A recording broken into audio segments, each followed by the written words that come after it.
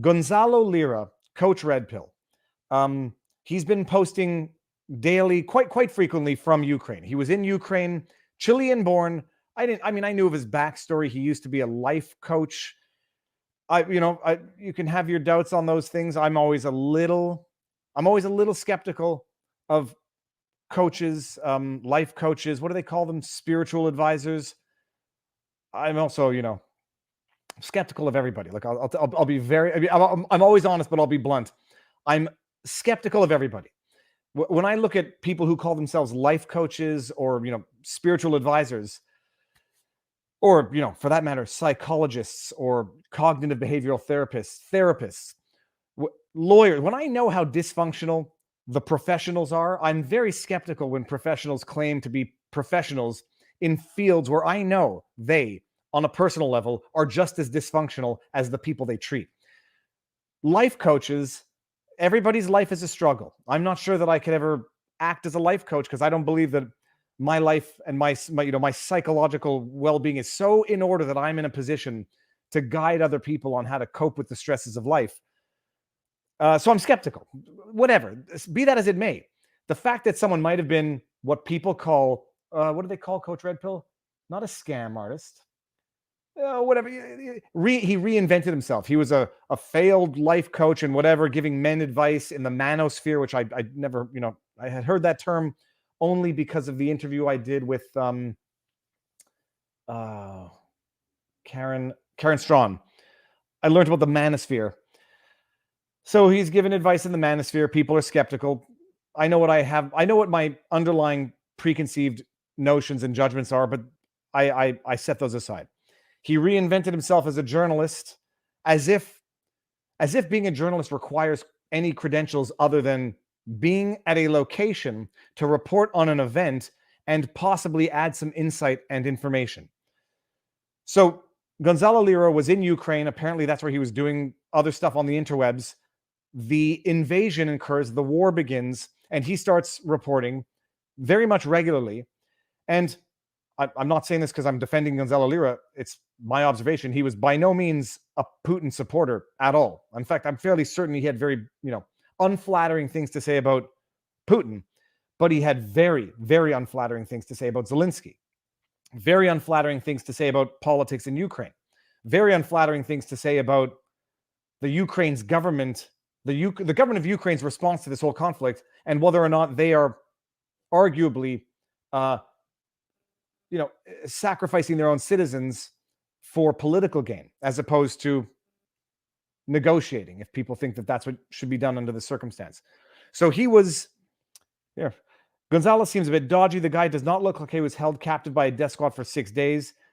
Okay, we'll get there. So Gonzalo Lira was in Ukraine. He had made previous videos about alleged attempts to get him the SBU, which is the, secret service or the secret police of Ukraine. Don't know what it stands for, and I keep thinking it's Special Victims Unit, but no.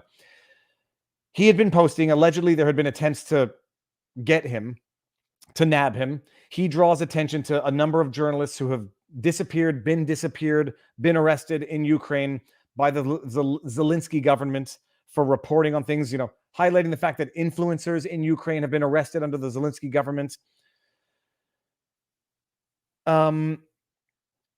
And then he had always said, if you don't hear from me for 12 hours, assume I've been picked up by the SBU. And then people didn't hear from him for 12 hours.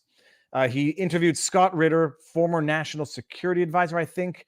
He interviewed Scott Ritter sometime last week. That was his last interview that he did. Zuby had interviewed him. And then he was supposed to be on the mother of all talk shows, I forget the guy's name, and didn't show up. And then he went missing for more than 12 hours. In fact, he went missing for about a week.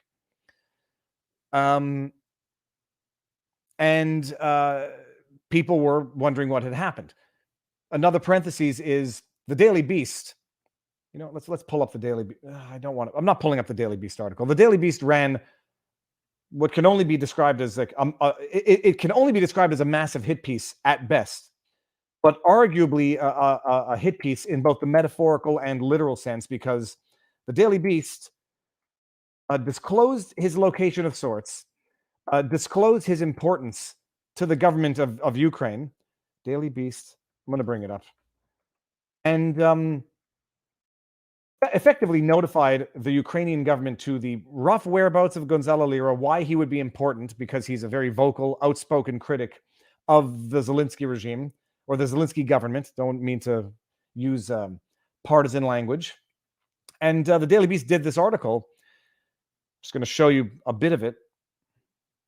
Yeah, Gonzalo Lira, how a sleazy American dating coach, a lot of opinion terms in there from a journalist, became a pro-Putin shill in Ukraine. And it's long, man. It's long, and it's like it's nothing but a hit piece. But bottom line, it was intended to highlight Gonzalo's importance, to pinpoint his location more accurately. And the Daily Beast reached out to the Ukrainian government, apparently, or officials, to ask them what they thought of Gonzalo Lira being in Ukraine, in Kharkov, reporting. And Gonzalo Lira took that as a not as a dog whistle, as an overt attack, threat, call for bad things to happen to him. And he said, if you don't hear from me for 12 hours, assume I've been picked up, and assume it's the fault of the Daily Beast, because they're in Kharkov now, and from what I understand, regardless, they can't leave. It's a state of emergency.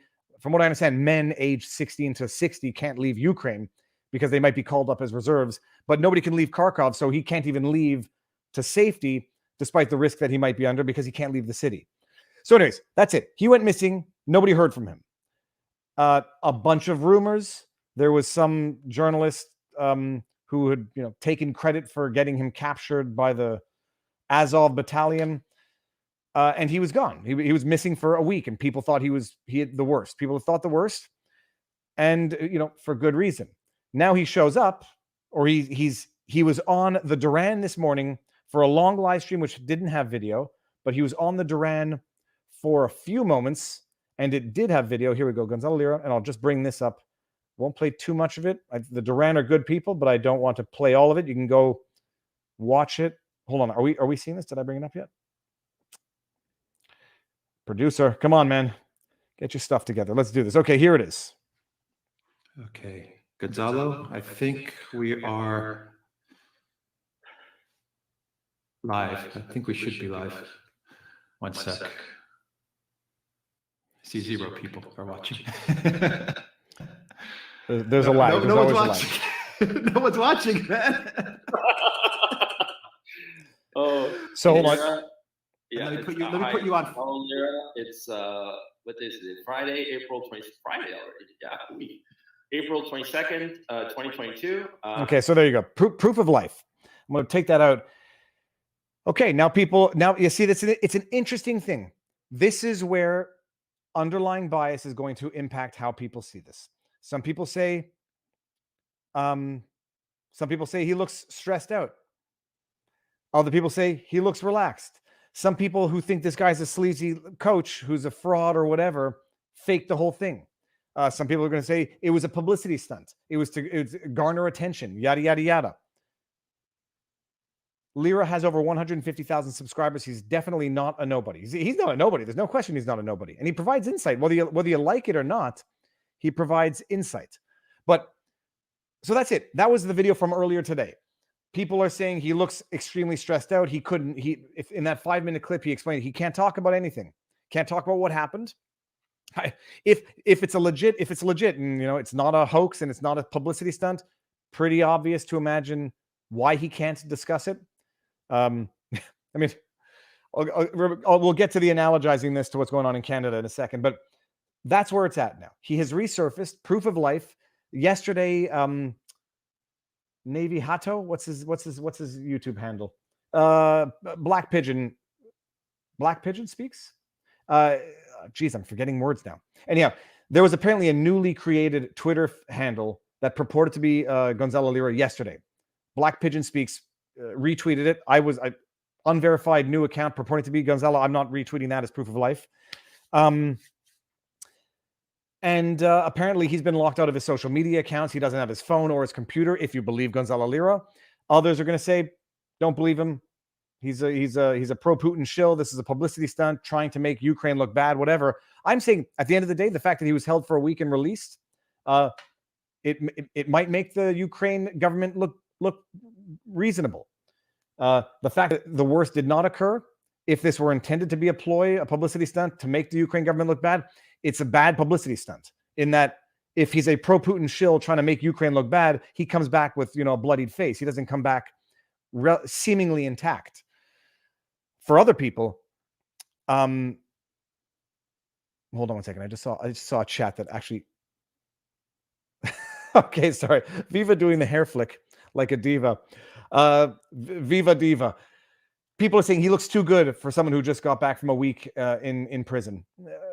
Okay, I don't know how many people. I don't know how many people know people who've been in jail for a week.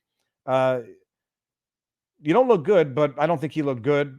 His eyes looked like they were welling up. Whatever. We can all look at him and see what we want to see based on what we think. If we think he's a liar, we're going to say he looks good. If we think he's was actually detained, we're going to say he looks stressed. Bottom line, a week without word, and now he's come back and said, I was detained for a week, and they let me go. Can't talk about it. And let me see this. They didn't kill him because we made it clear it did not appreciate them killing our citizens while they pocket our money. Then there's some people saying maybe the public pressure made it such that this is not a nobody individual who can be disappeared without international consequence, because Chile had gotten involved. The Chilean embassy had gotten involved.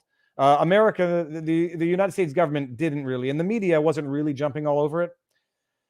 But anyways, look, bottom line, if you think it's a hoax, whatever, he is now back. He's alive. He's been released. He can't leave Kharkov, from what I understand. And that's it. Now the question is going to be, you'll make what you make of it. I do not think this is a publicity stunt. I don't think it's a hoax. And that might be my own projection, because I can't imagine very many people who are willing to sacrifice their integrity for what would undoubtedly be uncovered as a hoax. These YouTubers who pretend to be sick and then get busted. I don't understand how anyone's so stupid to think they can get away with that. I don't think people, if someone's so stupid that they're going to do something like that, I have a demographic. They're going to be young, and they're going to think everyone around them is stupid enough to fall for dumb tricks. I don't think Gonzalo Lira is going to piss away everything. His integrity, for those who do respect him, because he's got people who respect him, he's going to piss that away, because this is not the type of hoax that you can cover up for long. In fact, I would say if this is a hoax, it'll come out sooner than later. If it was a publicity stunt, it will come out sooner than later. So I don't think he's going to risk everything that he's been working hard to develop in terms of reputation, following on the social medias, with a publicity stunt. Especially since, even if it were a publicity stunt, it's not going to make the Ukrainian government look bad, which is what he's been railing against for a long time. So the fact that they held him and released him after a week arguably makes the Ukrainian government look better than the Canadian government, who is still holding people in jail, Pat King, after more than 2 months after being arrested. So I don't think it's a ploy. I don't think it's a stunt. I understand that people do. And I think they might be reading it to satisfy their foregone conclusion. Cameron Vesey, most drug addicts look better after a week in jail. That's an interesting point, actually. Most drug addicts look better after a week in jail, because you forcibly have a clean life. Now, I don't think Gonzalo Lira was a drug addict going in. Did I miss? Oh, hold on one second. I missed the chat here. Let me see if I can find it. Orange. I'm looking for an orange chat, people. The war in Ukraine is so political. The problem is Putin is only broadcasting what he wants the Russians to hear. It's a communist country like China, but there is the dark web where the Russian people can learn the truth. True. This is relatively true of Canada and not the communist, maybe this is true of everywhere. The Ukrainian government is silencing the critics. They're only, they're promoting the news they want to promote. They do the same thing in Canada and the US. They've banned RT. They've deauthorized, or they've removed the not certification, but they've de-promoted RT in Canada. It's not outright banned. It's been removed from television and radio, but they've basically they've downgraded it so that social media platforms are suppressing it. Canada does the same thing. Canada promotes the news it wants, suppresses the news it doesn't, and people have, can go get it because they haven't outlawed dissenting news. They've just found ways to suppress it. But, if Bill C11 passes, well, they'll find more creative ways, lawful ways to suppress misinformation. They do it in the States. It's a propaganda war throughout the world. I'm not defending Russia or Putin, and there's no but. I'm not moving to Russia anytime soon. I would not feel comfortable being a dissenting journalist in Russia. I wouldn't go to Russia and criticize Putin too hard, because I would have no doubt that Putin would come down on vocal popular critics pretty much just as hard as Justin Trudeau comes down on vocal critics like he's done in Canada. It's all done, and I have a bit of a preconceived notion about Eastern European countries and the governments being a little more corrupt than Westernized countries. But I say that, and now I've seen how corrupt Western governments are in Canada and the U.S. So I'm now learning my preconceived notions might have just been my own biases of having gotten used to or been unaware of the corruption in my own backyard, so that it's easy to judge the corruption in other people's backyards. So anyways, that's it with Gonzalo Lira. He's out. Make what you will of it. Alex Ambrose, Ukrainian government has been evacuating civilians out of Kharkov for weeks and asking people to evacuate. If Lira claims he's not allowed to leave, that's a lie. Okay, that's an interesting disagreement on fact, at least from what Gonzalo is claiming. Alex Ambrose, the question I would ask to you are fighting aged men allowed to leave Kharkov? So I'm not asking for another super chat. Don't do it. I'm not. It'd be an interesting way of increasing super chat revenue. Asking questions to the super chat. But Alex Ambrose, serious question: are men aged 16 to 60 allowed to leave Kharkov? I don't know the answer to that. Wasn't a dissenter journalist killed by Ukraine in the last day or two? Isn't that something to discuss? That looks like Putin in your avatar. There's been a lot of stuff to discuss. I would defer to the Duran. I would defer to other sources who are closer to the ground. Obviously, Patrick Lancaster as well, who's reporting from the ground, was also, when people thought that Gonzalo Lira had been taken and the worst had been done to him, they were saying, Patrick Lancaster, now we're coming for you type thing. Yeah, I think the one thing it does show, I think it does show a bit of power of crowdsourcing information and attention. If he was detained by the SBU, he would have been taken to Kyiv for investigation. Kharkov is on the front lines. Anyone arrested is taken to secure locations. Alex, I'm neither confirming nor denying what you're saying. It's another perspective, and thank you for the chat, and thank you for the perspective. So no, but getting back to the fact that this Lira just said he's wanting to stay home. Okay, but I don't know if that means in Kharkov or going to Chile or wherever else. Lancaster is embedded with the DPR. Ukraine can't get to him. Okay, and I don't know that. Okay, now all getting back to whether or not this was a hoax. If Gonzalo Lira says he was detained by the SBU and released after merely a 1 week in detainment in custody, that's better than Canada. And I'll pull it up. Let's see here. Do we see my tweet? Do we see this tweet of knowledge? Tweet of sass. This is Viva sass on Twitter. Gonzalo Lira was detained by the Ukrainian authorities for less time than Tamara Lich and Pat King were detained by Canadian authorities. Let that sink. In. I did not do the dot for emphasis. Let that sink in. I hate it when people do that. I did it as a typo because I'm an idiot. Assuming that it's true. If he were detained by Ukrainian forces and it's not an outright lie, and if Gonzalo Lira turns the likes of me into unwitting liars because we take not as gospel, but we believe what he's saying, because short of being there with him, there's no way of knowing if it's true or not. If he makes liars of the people who were, looking out for his well-being when he was detained, well, that's how you lose friends in life. And that's why I think nobody's going to risk their integrity to that degree by turning people into liars. Gonzalo Lira was, assuming it's true, detained for 1 week. Tamara Lich was detained for 2.5 weeks. before finally being granted bail on misdemeanor-related charges. Pat King is still in jail. He was arrested on February 18 in Ottawa. He's still in jail. And the amazing thing is, the longer he stays in jail, the more charges they magically find to lay against him.